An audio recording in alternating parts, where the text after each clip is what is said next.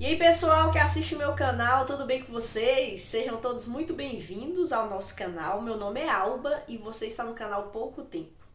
Toda quarta-feira nós temos vídeos aqui, quer dizer, nós temos vídeos aqui todos os dias, de segunda a sábado.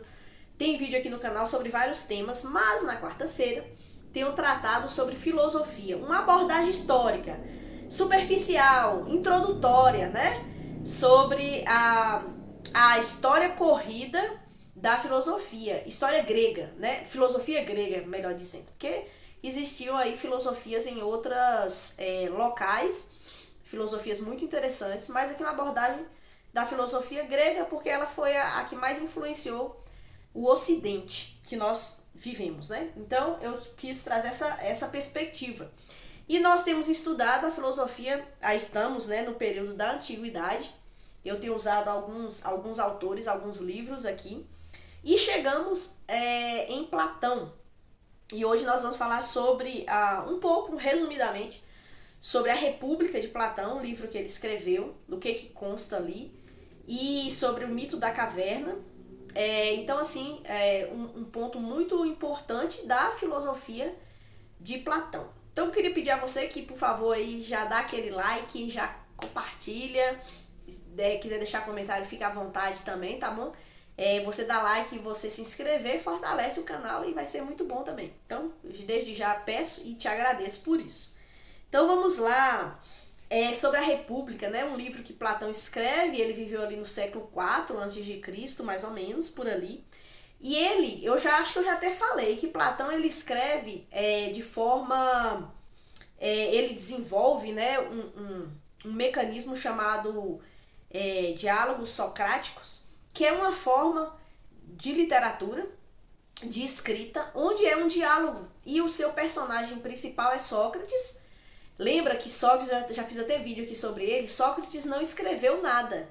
Pessoas que escreveram sobre Sócrates, sobre aquilo que ele escreveu, e Platão utiliza de Sócrates como seu personagem principal num diálogo, onde ele vai apresentar o seu pensamento, a sua abordagem, mas através de uma conversa, né, fictícia entre Sócrates e algum personagem. E aí na República, que é esse livro extenso, um livro grande, ele vai tratar sobre algumas coisas. E aí, qual é o objetivo da República? Aí tem esse livro aqui que vai ser meu guia hoje para apresentar esse vídeo, que é Platão, a República, em especial o livro 7, que é sobre o mito da caverna, e aqui é comentário de Bernard Pietri. Um livro muito bom, eu gostei muito de ler esse livro, porque ele é um comentador, né, a respeito da obra de Platão. E ele diz que o objetivo da República é apresentar uma cidade modelo. E aí ele diz assim, uma cidade justa, o objetivo, né, o que Platão tinha como objetivo? Arquitetar, ele fez um planejamento sobre como seria uma cidade modelo, uma cidade perfeita, uma cidade que seria excelente, que seria uma cidade justa, habitada por cidadãos justos. Esse é o projeto da cidade descrita em A República. Então, Platão, ele visualizava uma cidade justa, uma cidade onde a justiça estava presente. Interessante, né? Muito bom o objetivo, o desejo ali de Platão. E aí ele apresenta sobre o mito da caverna. Mas antes, pensando na cidade, ele também apresenta como a alma teria três partes. Não sei. Três partes da alma. A alma seria dividida em três partes e a cidade parece muito com essa alma, que também tem suas divisões, né? A primeira, por exemplo, é a parte baixa, seria as pernas, que os desejos mais básicos. Então, quais são os desejos do homem? Os seus apetites sexuais, a necessidade de alimentação, de abrigo, de provisão. Então, a alma teria essa primeira fase, essa primeira parte, que seria a parte mais baixa e mais básica da alma. Infelizmente, algumas pessoas vivem como se só nessa parte da alma, satisfazendo seus desejos ali mais superficiais e às vezes até fúteis, né? O desejo de fama, de dinheiro, só pensando em si, no seu ego, na sua vontade básica ali.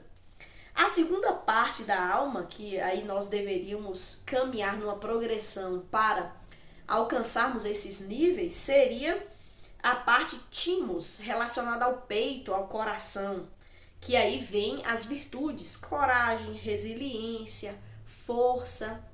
Então, essa outra parte da alma seria uma parte mais profunda, onde o homem buscaria as virtudes, viver de forma virtuosa.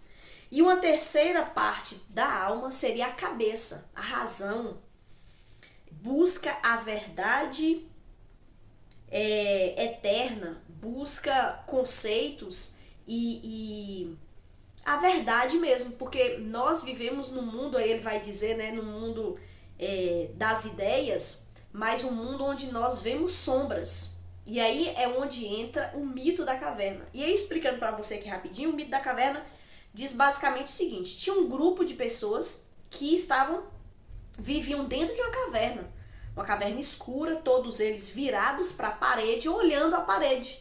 E na parede tinha sombras. E esses homens viam sombras e eles achavam que a vida era aquilo ali. Até que um deles sai da caverna, passa por alguns obstáculos e consegue sair da caverna. Quando ele sai da caverna, ele é tomado pela luz que brilha lá fora, a luz do sol. Só que essa luz é tão forte que atrapalha a sua visão. Mas com o passar do tempo, ele se acostuma com aquela luminosidade e ele então enxerga a realidade, a verdade. E ele observa que aqueles homens na caverna não estavam vendo o real, estavam vendo apenas sombras. E aí ele faz essa distinção: o sol é o bem e revela a verdade, revela o real. As sombras projetadas é o mundo sensível, onde nós vivemos. Mas nós devemos buscar um mundo inteligível, que é esse mundo regido pelo bem. Então, talvez aqui nessa perspectiva da alma com o mito da caverna, o homem, ele, na sua visão mais básica, ele só vê coisas fúteis do agora, um mundo sensível, o aqui e agora. Ele está preso nas suas necessidades básicas, ele vive para suprir os seus desejos físicos, sexuais, alimentícios, básicos aqui. Mas ele tem que transpor isso daí, saindo da caverna. Então, para sair da caverna, começa essas virtudes de coragem, de determinação, de resiliência, até ele alcançar, com o uso da razão, o mundo inteligível, o bem, a verdade, que exige uma caminhada dele mais profunda. Então, mais ou menos, poderia se utilizar essa explicação sobre o mito da caverna e essa caminhada do homem rumo à verdade. E aí, então, ele descreve como uma cidade, a cidade modelo, funcionaria para que o homem alcançasse essas camadas, esses passos para chegar no mundo inteligível, para chegar ao bem, né? Então ele usa esse exemplo aí da cidade modelo. E aí eu quero ler, deixa eu ver se é aqui, página 32 aqui, peraí, deixa eu ver o que eu escrevi aqui. Ah, não, aí sim, aí ele saindo da caverna e passando por essas fases, chegaria a cidade modelo, que eu já li até, né? Uma cidade justa, habitada por homens justos. Esse é o projeto da cidade da República. E essa cidade, ela tem uma divisão sobre classes de como a cidade funcionaria. Então, classes de pessoas, como cada uma participaria nessa cidade modelo. E aí, Platão diz uma coisa que está escrita nesse livro aqui que eu li para você, que eu mostrei para vocês. Ele diz uma coisa bem que pode chocar, né?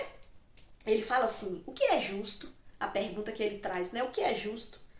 Justo é que cada um, em primeiro lugar, cumpra o papel que ele foi determinado.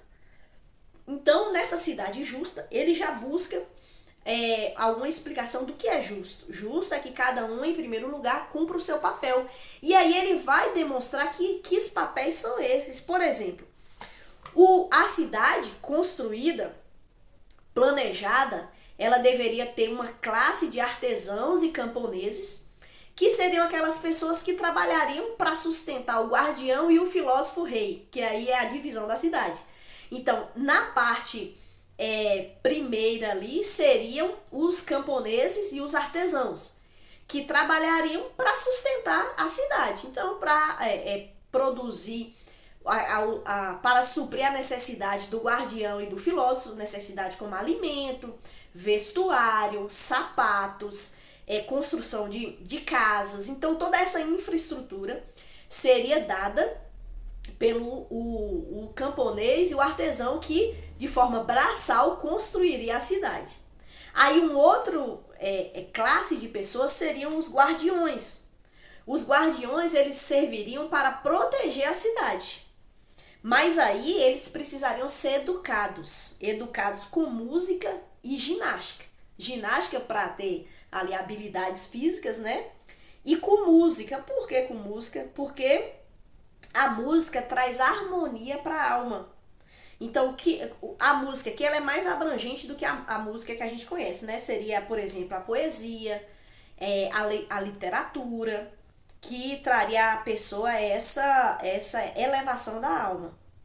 Para que elevasse o homem, o guardião, à contemplação do belo e que o conduzisse à verdade. Então Platão também ele deixa claro que não é qualquer música, que não é qualquer poesia, que não é qualquer arte, porque, por exemplo, tinha ali a Ilíada, a Odisseia, que era algo bom, mas que Platão tinha suas reservas, porque faria com que o homem cresce nos deuses da cidade, nos mitos, e Platão não queria isso.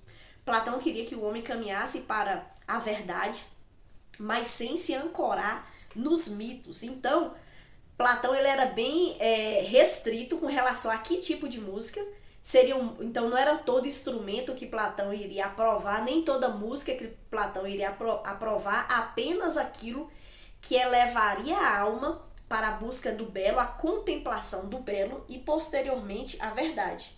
Então um fator importante para Platão seria a matemática. Então os guardiões eles deveriam ter contato com a matemática, com a geometria e com a astronomia. E aí ele diz o seguinte sobre a matemática, né? Ele fala assim: o objetivo da matemática, e aqui é o comentador na realidade da República, né? Ele diz assim: o objetivo da matemática é a ordem e a medida. Em outras palavras, mediante seus processos e sua prática, a matemática nos revela um mundo ordenado, medido, hierarquizado e harmonioso, que nos impele a conceber um mundo distinto da realidade sensível, superior em retidão e beleza.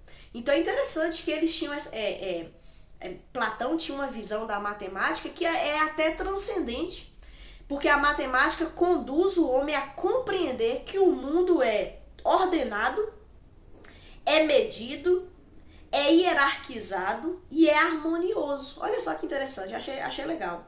Que nos impele a conceber um mundo distinto da realidade sensível, superior em retidão e beleza. Então a matemática faria com que o homem compreendesse que esse mundo aqui não é apenas essas sombras sensíveis, mas o elevaria a sair da caverna no entendimento de que existe uma realidade superior que é transmitida nessa sombra. Então a matemática ajuda a essa elevação do homem na sua compreensão de que existe ordenamento, harmonia, beleza dentro da matemática. E a matemática é tão interessante que a música é matemática. Se a gente estudar música, e por isso que você se pega uma obra de Beethoven, de Bach, desses grandes artistas, e se você estuda realmente a fundo, você vai perceber uma harmonia matemática de ritmo, de melodia, e suas notas e suas nuances. Então a matemática está presente. A matemática está presente na arte, a matemática está presente na poesia, a matemática está presente na natureza, nos seus formatos, nos seus cálculos. Por exemplo, as leis universais aí da física, existe a matemática da química, da biologia. Então, realmente, a matemática é algo muito belo. E, óbvio, né, como eu sou cristã, a gente percebe que esse Deus ordenado, harmonioso, belo, transmite através da sua criação o seu próprio caráter de ordenamento, de beleza, de harmonia e tudo mais que a gente pode conseguir ver de belo através da matemática. Então eu achei muito interessante essa percepção de Platão, e ele dizia então que os guardiões eram extremamente importantes, mas eles precisavam ter uma disciplina para que chegasse a ser de fato guardiões, como a cidade necessitava, né? Então havia a disciplina do estudo, da ginástica, do seu envolvimento com a matemática, com a geometria, com a astronomia, para então se tornarem guardiões perfeitos para essa cidade justa. E por fim, quem regiria, quem governaria essa cidade seria o filósofo rei. O filósofo. O filósofo é aquele que seria o governante. Por quê? Porque o filósofo é aquele sujeito que saiu da caverna e alcançou o mundo inteligível. Alcançou o bem. Ele se acostumou com a luz desse sol, que é o bem, e ele então enxerga a verdade, ou pelo menos ele tem contato e ele está caminhando para alcançar a verdade, que esse é o objetivo. E ele, percebendo esse mundo, ele volta para a caverna e então ele aponta para esses homens o que ele viu lá fora. Ele aponta para esses homens como é a realidade. O que é o bem, o que é o justo. É só o filósofo rei que alcança isso. Então, como deveria ser a educação do filósofo para ele se tornar filósofo rei? Aí o comentador do livro que eu estou usando aqui diz o seguinte: a educação do filósofo consiste em voltar a alma do mundo obscuro da opinião para a luz da verdade. Então, essa mesma dinâmica da caverna, né? A educação do filósofo consiste em voltar a alma do mundo obscuro da opinião para a luz da verdade. De que maneira isso é possível? Ensinando-lhe a se libertar dos sentidos.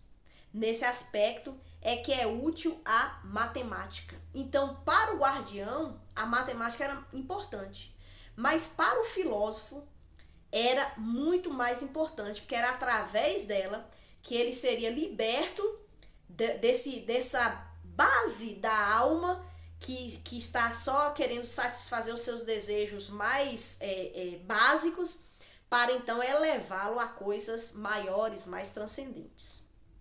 Isso daí. E aí, Platão ele vai falar aí sobre o mundo das ideias, tem vários conceitos dentro disso, mas eu queria ler para vocês o que é ideia para Platão. O que é ideia, né? Tá aqui na página 26. Fala assim: para Platão, as ideias são as causas de tudo que existe no mundo sensível. Então, tudo que tem aqui no nosso mundo é causa de um mundo superior. Pensando em causa e efeito. Então, aqui é causa do efeito deste mundo superior. De tudo que existe no mundo visível. Em outras palavras, todas as coisas da natureza, da matemática aos astros, passando pelas plantas, pelos animais, pelos homens, etc., só existem enquanto participam de realidades mais perfeitas, ou seja, de realidades e ideias. As ideias são as causas de tudo que existe, como seres reais são causas de suas sombras e de seus reflexos. Então, Aí o filósofo rei teria essa condição de compreender esse mundo inteligível, o bem, a justiça, e então transmitir para o mundo sensível onde nós vivemos. E aí a estrutura da república, a estrutura dessa cidade modelo, que é bem legal, muito interessante, e eu vi, só vou até aqui porque o assunto é extenso. Então é isso sobre essa apresentação a respeito da república, que é bem legal, interessante de se estudar e perceber, né, esse desejo por uma cidade justa e uma cidade modelo como seria, e aí na República Platão então descreve como isso seria, e é muito amplo, ele fala sobre muitas coisas, mas eu só trouxe mesmo um resumo, alguns pontos aqui que eu achei bacana, interessante, mas vale a pena estudar filosofia. Espero que tenha sido bom, muito obrigada por você me acompanhar até aqui e até a próxima.